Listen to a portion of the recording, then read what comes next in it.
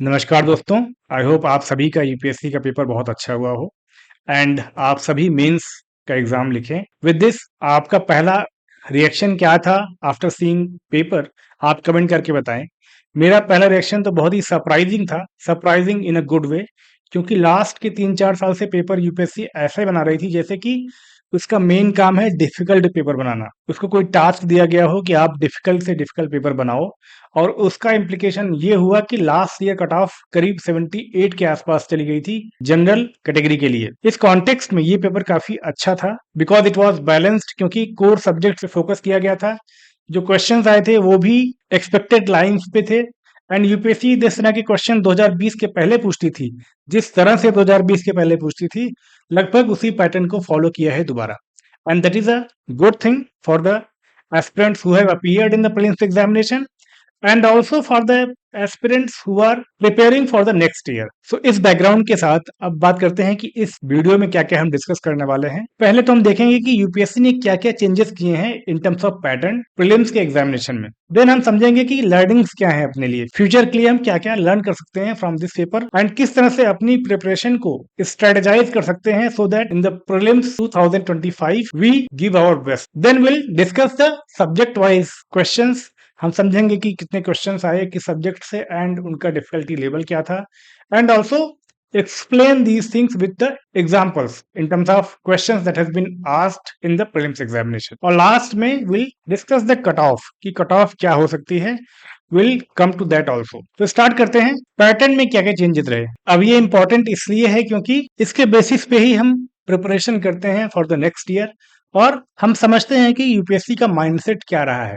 तो इस बार भी यूपीएससी ने कुछ चेंजेस किए हैं, कुछ चेंजेस जो कि पुराने पैटर्न को वापस लेके आते हैं और कुछ चेंजेस नए इंट्रोड्यूस किए गए हैं इन द यूपीएससी प्रीलिम्स 2024। पुराने जैसे कि मल्टीपल स्टेटमेंट बेस्ड क्वेश्चन जो आते थे, जिसमें कि 2-3 स्टेटमेंट देते थे and based on that they will ask you 1 and 2, 2 and 3, 1 2 3 1 3, इस टाइप के जो ऑप्शंस आते थे इनको दोबारा यूपीएससी ले आई है ट्रेंड में। लास्ट 2 ईयर से यूपीएससी 3 स्टेटमेंट देती थी and based on this options बनाती थी, 1 statement correct, 2 statement correct, 3 statement correct, none of the statement correct, इस तरह के ऑप्शंस बनाती थी which was a bit difficult क्योंकि इसमें एलिमिनेशन मेथड अप्लाई नहीं हो पाता था। अभी इस तरह के ऑप्शंस में एलिमिनेशन मेथड अप्लाई हो सकता है। तो एक तरह से जो एलिमिनेशन मेथड था उसको री इंट्रोड्यूस किया है in the UPSC prelims examination. Next जो नॉर्मल क्वेश्चंस आते हैं 4 ऑप्शंस वाले जैसे कि ए बी सी डी, उस तरह के भी क्वेश्चंस रहे हैं इस बार एंड काफी अच्छे नंबर में इस तरह के भी क्वेश्चंस रहे हैं। नॉर्मली ये क्वेश्चंस सिंपल होते हैं, फैक्चुअल बेसिस पे होते हैं एंड टू द पॉइंट होते हैं। Next is number of statement correct type question. जैसा कि मैंने कहा कि 3-4 स्टेटमेंट दे देंगे and then they will ask कि 1 statement is correct, 2 statement is correct, 3 statement is correct और 4 स्टेटमेंट इज करेक्ट। तो इस तरह के स्टेटमेंट करेक्ट वाइज क्वेश्चंस भी थे इस बार, जो कि यूपीएससी लास्ट 2 साल से पूछ रही है। देन असर्शन एंड रीजनिंग वाले क्वेश्चंस इस बार काफी ज्यादा थे कंपैरेटिवली, क्योंकि नॉर्मली ऐसे क्वेश्चन सीसेट में ज्यादा आते हैं, पर इस बार प्रीलिम्स के जीएस पेपर में भी काफी अच्छे क्वेश्चन थे इस तरह के। इसमें भी एक इनोवेशन लेके आई यूपीएससी। नॉर्मली क्या होता है कि 2 स्टेटमेंट होते हैं then based on both statement they ask कि statement 1 is right, statement 2 is right, statement 2 is correctly explaining statement 1। दूसरा ऑप्शन होता है कि statement 1 is right, statement 2 is right, but statement 2 is not correctly explaining statement 1। तीसरा होता है statement 1 is incorrect and statement 2 is correct. चौथा होता है statement 1 is correct and statement 2 is incorrect. पर इस बार 3 स्टेटमेंट देके 2 स्टेटमेंट 2+1 के हिसाब से ऐसे ऑप्शंस बना रहे हैं कि 2 statements are correct and third one is explaining the first 2 statement. इस तरह के ऑप्शंस बना के कुछ इनोवेशन किया है in the assertion reasoning questions. Next जो इनोवेशन है वो है 3 कॉलम बेस्ड क्वेश्चन। जैसे एक क्वेश्चन आया था वाटरफॉल, एक दिया वाटरफॉल का नाम, देन किस रीजन में पाई जाती है एंड कौन से रिवर पे बनती है। तो ऐसे 3 कॉलम बना के 4 ऑप्शन दे दिए, देन पूछा आपसे कि 1 and 2, 2 and 3, इस तरह से ऑप्शन देके आपसे राइट आंसर पूछे गए। तो ये एक नया इनोवेशन किया गया। तो ये कुछ बेसिक चेंजेस हैं इन द पैटर्न जो कि आपको समझना चाहिए, स्पेशली जो फ्यूचर के लिए प्रिपेयर कर रहे हैं उनको इन चीजों को इनकलकेट करना है इन योर प्रिपरेशन स्ट्रेटजी। अब समझते हैं कि कुछ ट्रिक्स एंड टेक्निक्स जो लास्ट ईयर अप्लाई नहीं हो रहे थे, जैसे कि elimination was not applicable last year, क्योंकि वहां पे क्या कर दिया, one statement correct, two statement correct. इस बार ये काम यूपीएससी ने किया है कि काफी क्वेश्चंस में एलिमिनेशन मेथड भी अप्लाई हो रहा है। देन जो क्वेश्चंस में एक्सट्रीम स्टेटमेंट्स होते हैं वो वाले भी अप्लाई हो रहे थे इस बार, क्यों स्पेशली साइंस एंड टेक के क्वेश्चंस में, क्योंकि बहुत सारे क्वेश्चंस इस बार साइंस एंड टेक के आए थे जहां पे ये अप्लाई हो रहा था। इन्वायरमेंट के भी कई क्वेश्चंस में ये चीजें अप्लाई हो रही थी। विल डिस्कस दीज थिंग्स जब हम डिटेल में बात करेंगे इंडिविजुअल क्वेश्चंस की from different sections of our syllabus. Then unexplored dimension, जहां पे कि पता है आपको कि इससे बहुत ज्यादा रिसर्च नहीं हुई होगी, तो वहां पे हम ये मानते हैं कि सारे स्टेटमेंट ही सही होंगे। जैसे कि एक स्टेटमेंट में 3 स्पीसीज के नाम दिए गए एंड पूछा गया कि क्या नीचे दिए गए ऑप्शंस में किसी भी स्पीसीज के अंदर पॉइजनस स्पीसीज नहीं पाई जाती हैं, तो ऐसा पॉसिबल नहीं है।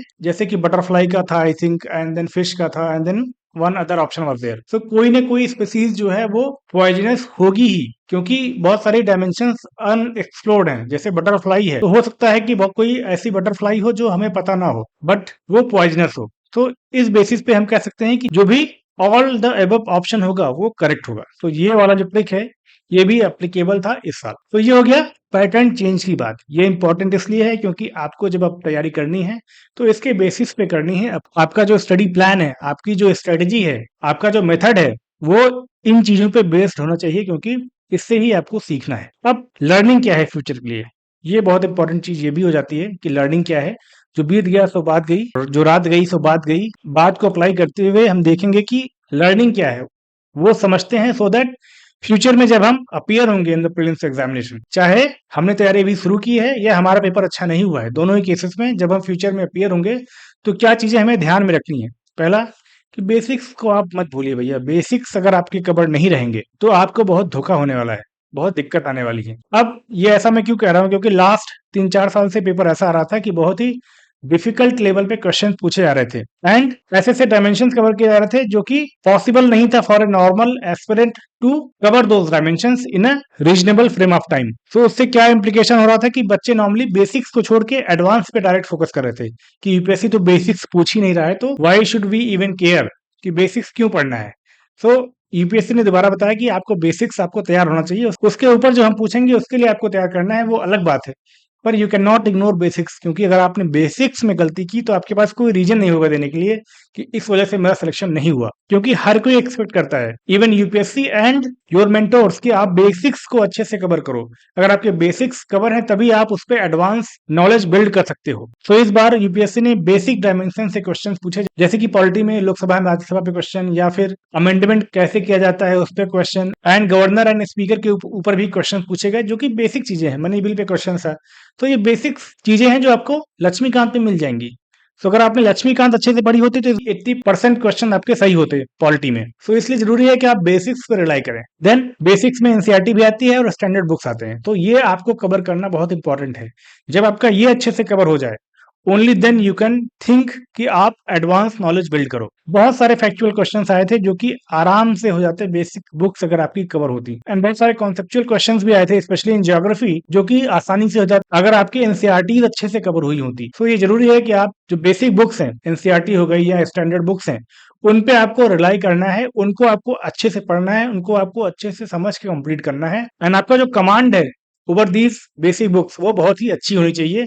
Only then you can ensure कि प्रीलिम्स में आपके कंफर्टेबल नंबर्स आएंगे, जो कि कट ऑफ से ठीक ठाक नंबर ज्यादा होंगे, जिससे कि आप अच्छे से मेंस की प्रिपरेशन कर सको। नेक्स्ट इज कि डोंट इग्नोर फैक्ट्स। कई बार लोग कहते हैं कि फैक्ट यूपीएससी नहीं पूछता है, UPSC is different from state PC examination, पर ऐसा नहीं है। बहुत फैक्ट्स पूछे गए हैं, जैसे कि पॉलिटी में यूपीएससी ने कॉन्स्टिट्यूशन के वेरियस पार्ट से रिलेटेड क्वेश्चन पूछे हैं, आर्टिकल से रिलेटेड क्वेश्चन पूछे हैं। सो आपको फैक्ट पे भी ध्यान देना है, you can not ignore facts. जो साइंस एंड टेक के क्वेश्चन है वो मोस्टली फैक्ट बेस्ड क्वेश्चन है, उस पर आपको ध्यान देना है। सो इट इज इंपॉर्टेंट कि आप बैलेंस इंश्योर करो between facts and understanding and conceptual clarity. जब दोनों चीजें रहेंगी only then you will be able to solve questions in your prelims examination. Next is कि previous year questions they are must, क्योंकि आप देखोगे तो लगातार यूपीएससी ने जो स्टैटिक टॉपिक्स हैं उन पे फोकस किया है, चाहे वो इन्वायरमेंट के क्वेश्चन हो, चाहे वो पॉलिटी के क्वेश्चन हो या फिर ज्योग्राफी के क्वेश्चन हो। जैसे कि इन्वायरमेंट में पोल्यूशन पे हमेशा फोकस किया गया है, कल्चर में हेरिटेज साइट पे फोकस किया गया है, बुद्धिज्म पे फोकस किया गया है। सो ये सब क्वेश्चन इस बार भी पूछे गए थे। पॉलिटी में लोकसभा, राज्यसभा, स्पीकर, गवर्नर, ये सब जनरल थीम्स हैं। यहाँ पे क्वेश्चन लगभग हर साल पूछे जाते हैं। सो अगर आप पीवाईक्यू देख के जाते हो तो इन डायमेंशंस को आप अच्छे से कवर करके जाते हो, और जब आप अच्छे से कवर करके जाते हो तो वहां पे मिस्टेक के चांसेस बहुत कम हो जाते हैं। तो इसलिए इंपॉर्टेंट है कि पीवाईक्यूज पे आप अच्छे से फोकस करो। And the next part is, आप कोई भी पार्ट अपने सिलेबस का छोड़ नहीं सकते हो, क्योंकि नॉर्मली क्या होता है कि हम सोचते हैं कि इस सेक्शन से तो ज्यादा क्वेश्चन आ ही नहीं रहे, so we should not study that part. पर ऐसा नहीं है, आपको हर सेक्शन को अच्छे से पढ़ के जाना है। जब आपकी प्रिपरेशन कंप्लीट होगी, ओनली देन आपका सिलेक्शन होगा। ये मेरा खुद का एक्सपीरियंस है, एंड ऑल्सो और काफी लोगों को मैं जानता हूं जिनकी तैयारी जब कंप्लीट थी, जब उन्होंने सारे सेक्शंस को, सारे सब्जेक्ट्स को अच्छे से पढ़ाई की, only then they have cleared the prelims, mains और इंटरव्यू एग्जामिनेशन। जैसे कि इस बार का पेपर बैलेंस था, तो लगभग हर सेक्शन से क्वेश्चन पूछे गए थे, चाहे पॉलिटी हो, चाहे इकोनॉमी हो, चाहे इन्वायरमेंट हो, या फिर आपका साइंस एंड टेक हो, ज्योग्राफी हो। हर सेक्शन से अच्छे खासे नंबर ऑफ क्वेश्चन पूछे गए थे। अगर आपने कोई भी एक डायमेंशन छोड़ दिया है तो शायद आपका सिलेक्शन नहीं होगा, क्योंकि कट ऑफ इस बार लास्ट ईयर के कंपैरिजन में ज्यादा जाने वाली है। ये इंपॉर्टेंट है कि जब भी आप तैयारी करो तो कोई भी सेक्शन को आप इग्नोर मत करो। हाँ, किसी को ज्यादा वेटेज, किसी को कम दे सकते हो आप, बट इग्नोर नहीं कर सकते हो आप। आपको हर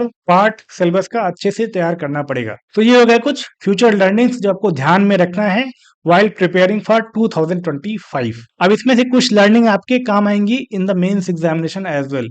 जैसे कि पीवाईक्यूज, आपको ध्यान में रखना है कि मेंस में भी जो क्वेश्चन आते हैं वहां पे पीवाईक्यूज का रोल बहुत ज्यादा होता है। हम पीवाईक्यूज को इग्नोर करते हैं, we just run for gaining more knowledge, more facts, more data, but हमें किस डायरेक्शन में स्टडी करनी है वो पीवाईक्यूज बताते हैं। आपको पीवाईक्यूज को इग्नोर नहीं करना है। सिमिलरली कोई भी सेक्शन को आप इग्नोर नहीं कर सकते मेंस एग्जाम में, क्योंकि हर सेक्शन से क्वेश्चन आ सकते हैं और आपके पास कुछ ना कुछ नॉलेज होनी चाहिए to attempt those questions. PYQs आप जब सॉल्व करोगे तो आपको इसकी अंडरस्टैंडिंग होगी। साथ में फैक्ट को भी आपको पता होना चाहिए, क्योंकि फैक्ट अगर आप नहीं दोगे अपने आंसर्स में तो आपके आंसर्स जो है वो क्वालिटेटिव नहीं होंगे, वो सब्सटेंशिएट नहीं होंगे, उन पे वजन नहीं आएगा। इसलिए ये चीजें भी जरूरी हैं। एनसीईआरटी भी पढ़नी पड़ेगी आपको। एनसीईआरटी से बहुत सारे डेफिनेशन, बहुत सारे कॉन्सेप्ट क्लैरिटी के साथ आप अंडरस्टैंड कर सकते हो, और बहुत सिंपल मैनर में आप अपने मेंस एग्जामिनेशन में लिख सकते हो, जिसका बहुत इंपैक्ट पड़ता है। Simplicity is a basic requirement in your mains examination. जितने सिंपल तरह से आप अपने आइडियाज को प्रेजेंट करते हो, उसका बहुत इंपैक्ट पड़ता है ऑन द एग्जामिनर। तो ये सारी लर्निंग्स आपके मेंस के लिए भी है। तो अगर आप प्रीलिम्स क्वालिफाई कर रहे हो तो ये चीजें आपको समझना पड़ेगा कि ये चीजें मेंस पे भी अप्लाई होंगी। इस तरह से आपको अपने मेंस की स्ट्रेटेजी भी प्लान करनी पड़ेगी। तो ये कुछ हो गए फ्यूचर लर्निंग्स के बारे में। अब last but not the least, क्योंकि ये सबसे इंपॉर्टेंट पॉइंट है, कट ऑफ की बात। कट ऑफ का क्या करें भैया? कट ऑफ का क्या रोल रहेगा? कट ऑफ कितने जाएगा? Cut off last year 78 plus था करीब, एंड उसके पहले 92, कई बार 98, इस तरह के कट ऑफ रहते थे। अब इस बार कट ऑफ मेरे अकॉर्डिंग 100 के आसपास जाएगा। आप प्लस माइनस 3 कर लो, क्योंकि मैं भगवान नहीं हूं। I will come up with a detailed video on the cutoff by examining the question paper in more depth and understanding की क्या क्या मिस्टेक्स एस्पिरेंट कर सकते हैं। ऑल्सो सीसेट का पेपर एक बार देखना पड़ेगा कि वो किस तरह का पेपर आया था एंड किस तरह से लोगों ने उसको अटेम्प्ट किया है, क्योंकि सीसेट बहुत बड़ा रोल प्ले कर रहा है इसमें यूपीएससी के प्रीलिम्स के सिलेक्शन में, क्योंकि पेपर इतना डिफिकल्ट बना दे रहे हैं कि लोग सीसेट में फेल हो जा रहे हैं। The aspirants are not being able to qualify in the CSAT paper itself. So वैसे भी कट ऑफ कई बार कम जा रही, क्योंकि जीएस में तो उनके अच्छे नंबर आ रहे हैं, पर सीसेट में क्वालिफाई नहीं कर पा रहे हैं तो रेस से बाहर हो जा रहे हैं। सो इन सब चीजों को देखते हुए I will come with a different video, जहां पे एक डिटेल्ड कट ऑफ की एनालिसिस की जाएगी कि क्या कट ऑफ हो सकता है और क्यों ये कट ऑफ हो सकता है, उसके बारे में भी डिटेल में बात होगी। अभी के लिए आप 100 के आसपास मान सकते हो ये कट ऑफ रहने वाली है, क्योंकि पेपर आसान आया था, स्पेशली 2-3 साल के कंपेरिजन में, और लोग बहुत ज्यादा तैयारी कर रहे थे फॉर द प्रीलिम्स एग्जामिनेशन, क्योंकि उनको लगता था कि अगर प्रीलिम्स क्वालिफाई नहीं हुआ तो मेंस का क्या ही करेंगे। क्योंकि पेपर डिफिकल्ट बन रहा था तो लोगों ने बहुत ज्यादा फोकस किया था for the prelims exam preparation. So उनके ज्ञान का लेवल, उनके नॉलेज का लेवल बढ़ सकता है। सो उस पर्सपेक्टिव से भी कट ऑफ ज्यादा जा सकती है। साथ में सीट्स भी ज्यादा है इस बार, सो वो एक इम्पैक्ट हो सकता है कि कट ऑफ उसकी वजह से थोड़ा कम हो, पर ओवरऑल पेपर मॉडरेट था एंड मॉडरेट के बेसिस पे कट ऑफ 100 के आसपास जानी चाहिए। इसके ऊपर हम डिटेल में बात करेंगे and will consider all the components which can impact the cut off UPSC prelims 2024 और based on that will come out with a cut off for all the aspirants who have appeared in the UPSC CSC prelims 2024। With this I would say कि अभी आप rest करो, आपका काफी hectic day था ये। अभी आप बहुत सारे आंसर्स को मैच मत करो, क्योंकि कई बार बहुत सारे कोचिंग इंस्टीट्यूट्स जल्दी आंसर लाने के चक्कर में, ज्यादा फ्रैक्शन लेने के चक्कर में गलत आंसर देते हैं, और उसकी वजह से शायद आपका पीस ऑफ माइंड वो खराब होगा। एंड साथ में ही आपने बहुत मेहनत की है लास्ट के बहुत सारे मंथ्स में, स्पेशली आज, क्योंकि सुबह से आप जगे होगे, कल रात में नींद आई कि नहीं आई, वो सब बातें भी हैं। तो इन चीजों को भी आपको ध्यान में रखना है और आज रेस्ट करना है, आज इंजॉय करना है। आप आज अपने को टाइम दें, अपनी नींद पूरी करें, एंड फिर कल जो है आप आंसर की अपना मैच कर सकते हो। और कट ऑफ वगैरह के बारे में एक आध दिन आप देख लो, बट उसके बाद आप दोबारा मेंस के लिए तैयारी शुरू कर दो, चाहे आपका हो रहा हो चाहे ना हो रहा हो, चाहे आप बॉर्डर पे हो चाहे आप कट ऑफ के ऊपर जा रहे हो, क्योंकि nobody can predict the cut off for UPSC.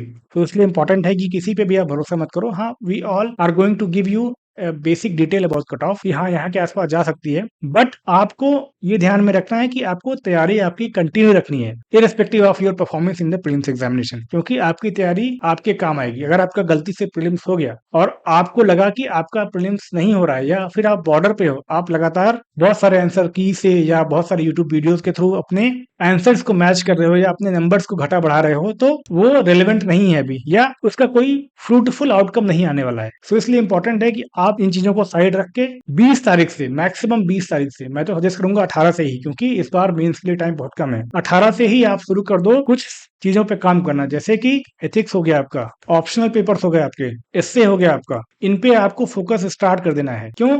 क्योंकि ये ऐसे टॉपिक्स हैं या ये ऐसे डायमेंशंस हैं इन योर मेंस एग्जामिनेशन जिसपे आपने फोकस शायद लास्ट दिसंबर के पहले किया हो, उसके बाद आपने प्रीलिम्स स्पेसिफिक फोकस कर दिया, और प्रीलिम्स में ये सब चीजें नहीं आती हैं। तो इसलिए जरूरी है कि आगे के आने वाले 30 से 40 दिनों में, जबकि यूपीएससी रिजल्ट निकालेगी, यूपीएससी आजकल 20 से 25 दिन में रिजल्ट निकाल दे रही है, सो आप ट्राई करो कि आपका ऑप्शनल और एथिक्स ये दो चीजें एटलीस्ट कवर हो जाएं फॉर योर मेंस एग्जामिनेशन। तभी जाके आप एक्सपेक्ट कर सकते हो कि मेंस आपका निकल पाएगा। अगर आपने ये 20 से 25 दिन या 30 दिन खराब किए अपने, तो आई कैन गारंटी यू कि आपका मेंस नहीं होगा, और फिर प्रीलिम्स हो या ना हो, इट डजंट मैटर। तो इसलिए ये जरूरी है कि आप आने वाले समय को बहुत ही इंपॉर्टेंट तरीके से यूज करो, बहुत ही एफिशिएंट तरीके से यूज करो, without getting into this whole drama of UPSC cut off. With this I would say कि अगर आप यहाँ तक आ गए हो तो do subscribe to my channel for more informative videos related to UPSC examination, and I would surely help you in your UPSC prelims examination or in your UPSC mains examination.